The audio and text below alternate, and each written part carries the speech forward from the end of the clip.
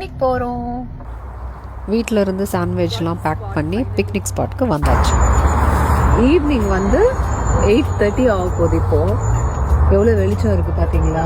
இது எங்கள் வீட்டு பக்கத்தில் இருக்கிற ஒரு ஸ்வான் லேக் பாண்டு தான். இது மேலே போனால் ஒரு பெஞ்ச் இருக்குது, அங்கே தான் போய் சாப்பிடலான்னு பிளான் பண்ணோம். ஆனால் அங்கே ஃபுல்லாக எறும்பு, வெயிலும் இருந்துச்சு. கீழே இறங்கி வந்தோடனே எங்களுக்கு ஒரு ஃபேவரட்டான பிளேஸ் கிடைச்சிருச்சு. அங்கே பாருங்கள், ப்ரூனோ எவ்வளோ அழகாக உட்காந்துட்டு இருக்கீங்க.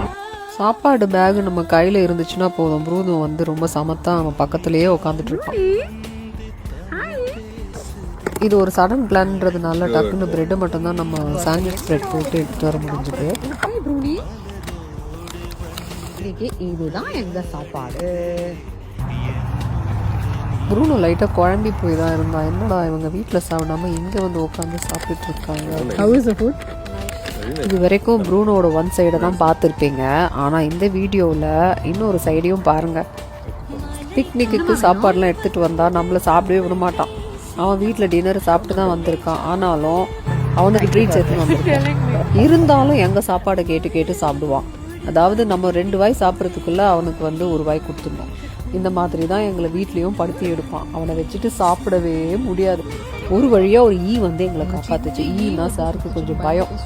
எங்கேயும் ஒயின்னு பறக்கும் இல்லையா, அதனால சுருண்டு படுத்துட்டாரு. நாங்கள் நிம்மதியாக சாப்பிட்டோம். அதுக்கப்புறமா அப்படியே அந்த பாண்டை சுற்றி ஒரு நடக்க வச்சுட்டு அங்கே டக்கெலாம் இருக்கும்.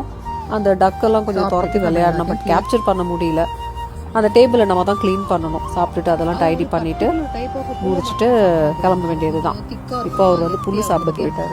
எதுக்குன்னு தெரியல, வயிறு கரெக்டாக தான் இருந்துச்சு. அது இன்னும் ஒரு டைப் ஆஃப் புல்லை மட்டும்தான் சாப்பிடுவான். ரொம்ப நேரம் சாப்பிட்டுட்டு இருந்தான். சரி வாடா கிளம்பலான்ட்டு அதுக்கப்புறம் நாங்கள் அப்படியே காருக்கு கிளம்பி போயாச்சு.